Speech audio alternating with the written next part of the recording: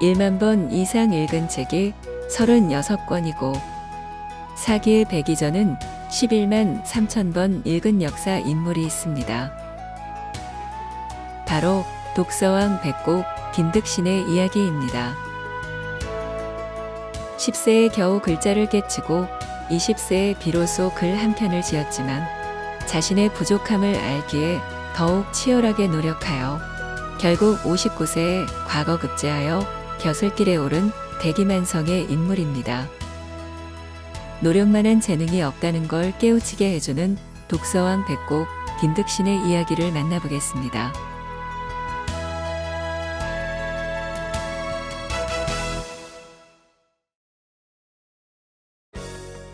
충청북도 증평군에는 독서왕 김득신 문학관이 있습니다. 책을 머리에 쓰고 있는 마스코트와 함께 책이 많이 등장하는 것을 볼 수 있습니다.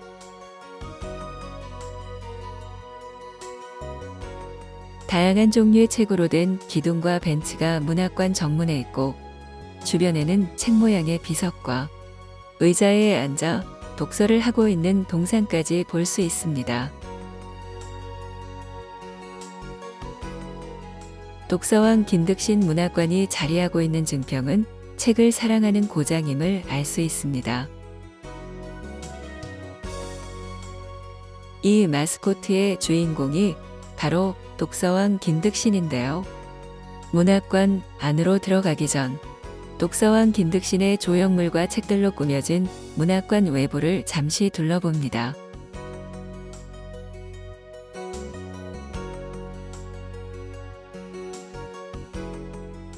독서왕 김득신의 일화를 간단하게 소개하는 조형물도 만나볼 수 있습니다.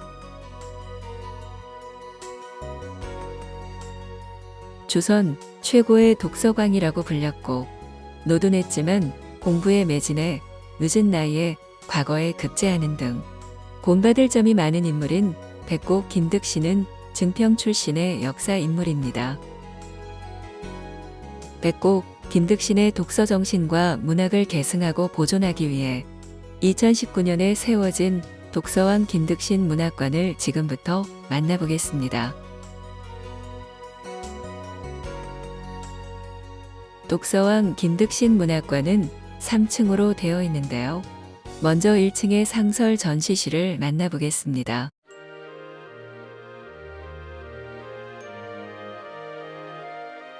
가장 먼저 마주하는 곳은 백곡 김득신의 생애에 대하여 그의 일대기를 전체적으로 보여주는 공간입니다. 1684년 81세까지의 김득신의 생애를 거북이를 형상화한 도표 디자인을 통하여 느리지만 결과를 얻는 김득신의 인생을 연표로 볼 수 있습니다.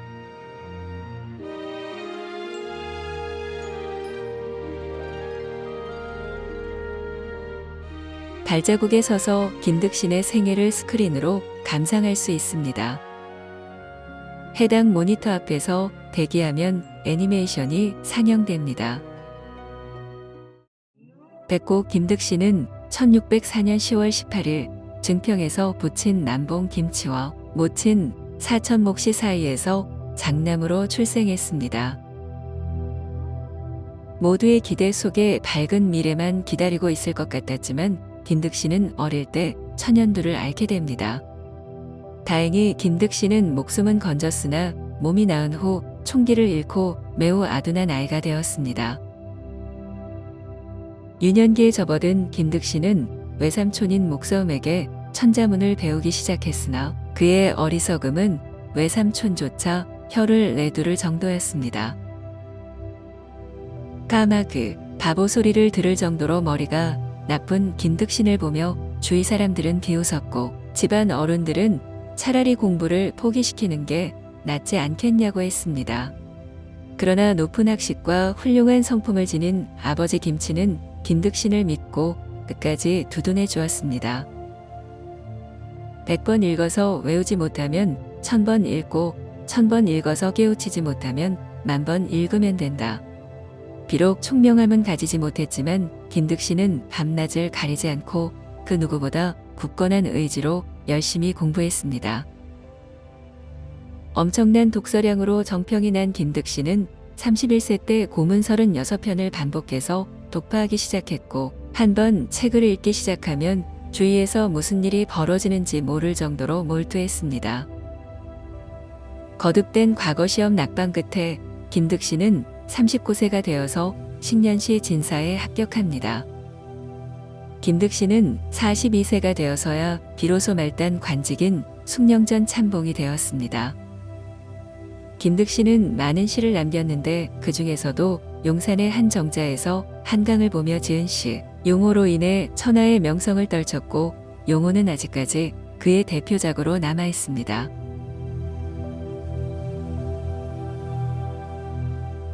김득신은 고향에 추목당이라는 서재를 지었는데 그가 백이전을 1억 번 넘게 읽었다고 하여 억만제라고도 불립니다. 백이만성의 표본이라 할 수 있는 백곡 김득신은 60대의 예조저랑, 성균관 직강 등 여러 관직에 제수됩니다.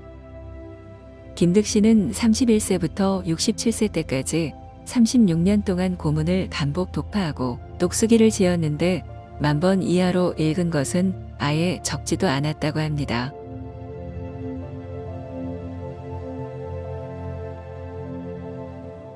당시의 1억은 지금의 10만을 의미하는 단위니 백이전을 11만 번 이상 읽은 것입니다. 이런 엄청난 독서량은 부족한 재능을 극복하려 했던 백곡의 성실함을 잘 나타내준다고 할 수 있습니다. 백이전을 얼마나 읽었던지 부인상을 당했을 때 자기도 모르게 곡소리에 맞춰 백이전을 읊었다고 합니다. 백곡 김득신은 부족한 재능을 부단한 노력으로 극복하여 17세기 조선 최고의 시인이 되었으며 과거에도 급제해 입신양명을 이뤄냈습니다. 마지막까지 책과 시의 세계에 빠져 살던 김득신은 1684년 집에 들이닥친 도적대에게 살해되어 81세의 나이로 안타깝게 세상을 떠났습니다. 환경과 재능을 탓하여 좌절하는 사람들이 많은 세상 속에서 백곡 김득신이 스스로 지은 묘비명의 글귀는 오늘날까지 우리에게 많은 것을 느끼게 해줍니다. 나보다 어리석고 둔한 사람도 없겠지만 결국엔 이름이 있었다. 모든 것은 힘쓰는 데에 달려있을 따름이다. 독서왕 김득신 문학관에서는 조선시대 대표 시인인 백곡 김득신이 남긴 유물을 통해 반듯했던 그의 삶과 학문에 대한 끊임없는 열정을 살펴볼 수 있습니다.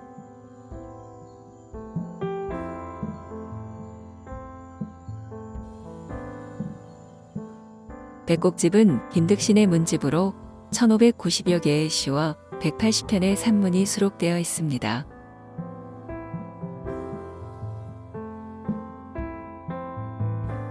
조선 최고의 독서왕으로 평가받는 김득신은 31세부터 67세까지 36년간 예책을 반복하여 읽었고 10,000번 이상 읽은 36편의 문장에 대한 기록을 독수기에 남겼습니다.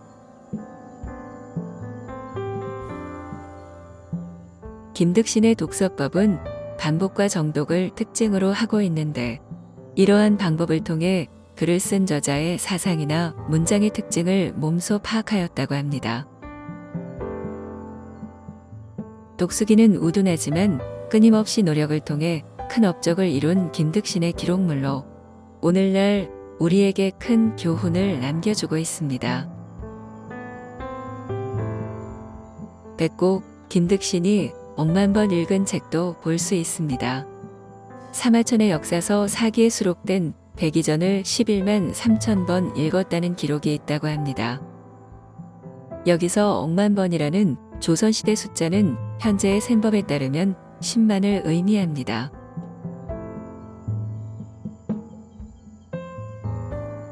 기다림의 결실이라는 테마의 미디어 영상관입니다. 김득신의 시 용어를 중심으로 김득신의 생애와 문학 세계를 조명하며 어린 시절, 문학인문, 과거 급제 등 낙향 이후 20년 동안의 삶과 그 기다림의 결실에 대한 설명을 하는 영상을 감상할 수 있습니다.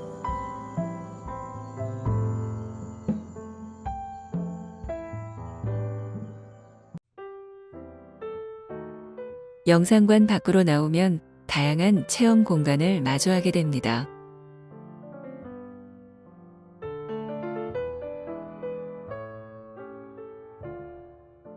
조선시대 과거 시험에서 장원 급제를 하면 임금으로부터 교지를 받았던 것처럼 예복을 착용하고 사진 촬영을 할 수 있습니다.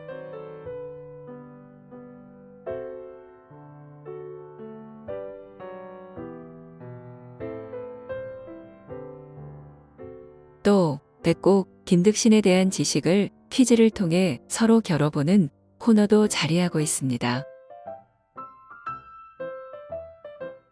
김득신의 한시 속 다양한 풍경과 한자를 직접 색칠해보고 라이브 스캐너를 활용하여 내가 그린 그림을 화면에 띄워 볼 수 있는데요. 아이들과 함께 체험하면 너무 좋을 것 같습니다.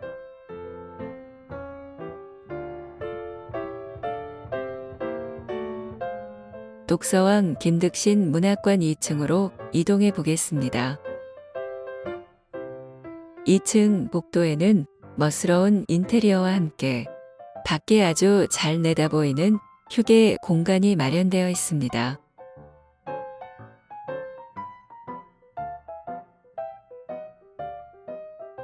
회의 및 동아리 활동 등 다목적 공간으로 활용할 수 있는 프로그램 강의실이 있습니다. 또 10명 내외의 인원을 수용할 수 있는 소규모 다목적 공간인 백곡 사랑방과 수유실이 자리하고 있습니다.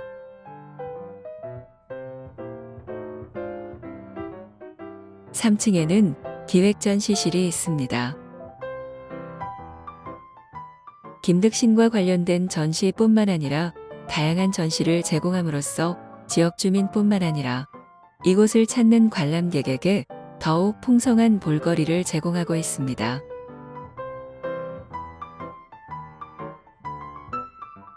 벽 한편에는 김득신 이름 3글자로 삼행시를 짓고 장원 급제한 수상작들이 빼곡히 붙여져 있는 모습입니다.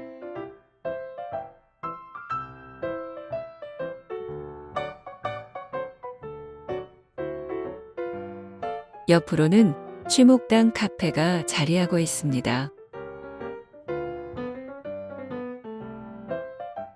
카페에는 독서왕 김득신 문학관에서 선정하는 이달의 책과 함께 여러 종류의 책이 준비되어 있습니다. 지역문화 진흥을 위하여 김득신 관련 지역의 역사, 지역의 문인 등과 관련한 서적을 소개하고 있다고 합니다. 카페에 앉아 김득신 선생에 대한 책도 보며 시간을 보내면 좋겠습니다. 독서왕 김득신 문학관은 김득신 선생의 탄생과 학자로서 성공까지의 이야기가 한 권의 책처럼 꾸며져 있습니다. 스스로의 가능성에 한계를 두지 않고 자신의 단점을 끝없는 노력과 독서로 묵묵히 만회하여 대기만성을 이룬 백곡 김득신 선생의 노력을 본받을 수 있었으면 좋겠습니다.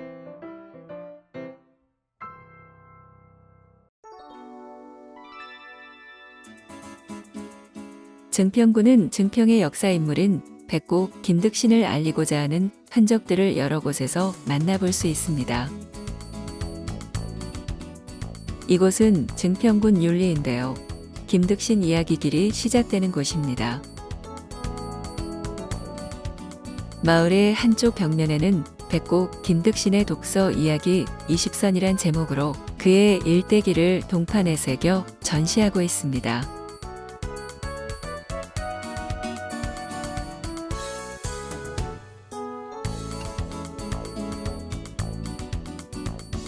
백곡 김득신은 죽어서 증평의 홍보대사가 되었습니다.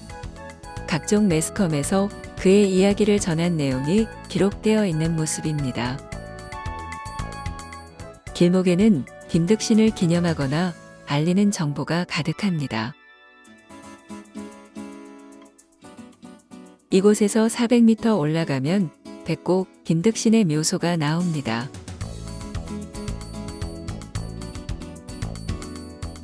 타일로 장식된 길을 따라 마을길로 들어서서 마을의 뒷산 언덕을 올라 김득신 묘소까지 가는 길을 김득신 문학길이라고도 합니다. 묘소로 올라가는 길은 가정집이 있는 보통의 시골길입니다. 윤리는 밤나무골이란 말인데 밤은 적고 감나무가 오히려 더 많다고 합니다. 입구에 감나무가 환하게 손님을 맞이해주는 듯합니다. 감이 주렁주렁 매달려 있는 모습과 함께 정감 있는 시골의 풍경을 느낄 수 있습니다.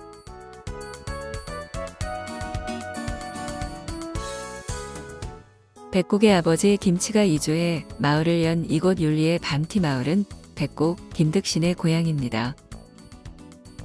묘를 찾아가는 동안 끊임없는 노력을 통해 환갑을 바라보는 나이에 급제한 백곡 김득신을 생각하며 걷는 것도 좋을 듯 싶습니다.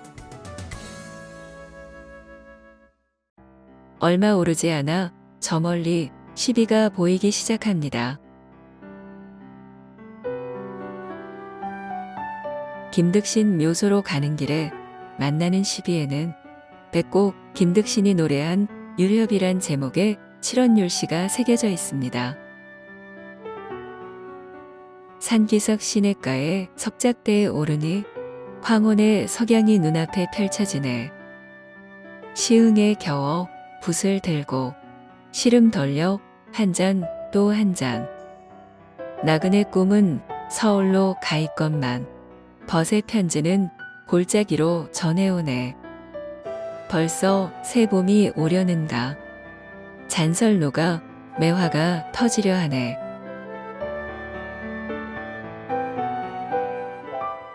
시비를 지나 그 옆으로는 정자와 함께 작은 전각이 보입니다.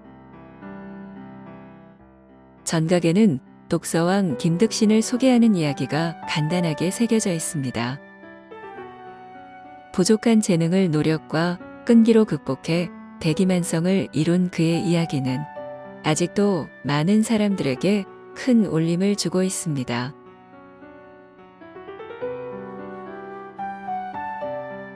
그 옆에 세워져 있는 정자의 모습입니다. 정자에서 바라보면 좌구산과 함께 증평의 작은 윤리 마을이 훤히 내려다 보입니다.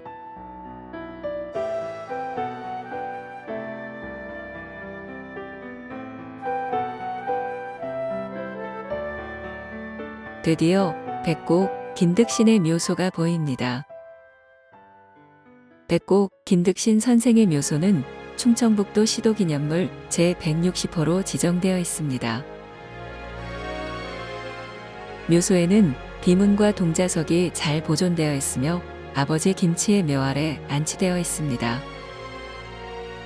고전에 따르면 아버지 김치의 상여를 옮기던 중 갑자기 바람이 세게 불어 상여의 만장이 이곳으로 날아가 명당이라 생각한 후손들이 이 자리에 묘를 썼다고 합니다.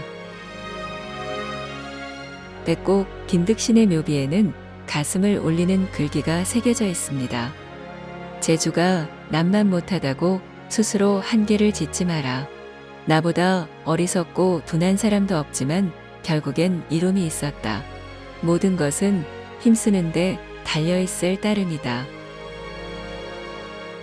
최대한 빠른 결과를 추구하기도 하고 때론 실망하며 걷던 길을 포기하고 스스로 부족하다고 여기기도 하는데요. 백곡 김득신 선생의 생애를 통해 천천히 걸어감의 중요성과 느림의 미학을 배울 수 있는 시간이었습니다. 결과적으로 삶의 성공이란 정보와 지식이 아닌 끊임없는 노력의 열정과 끈기가 만들어내는 것 같습니다.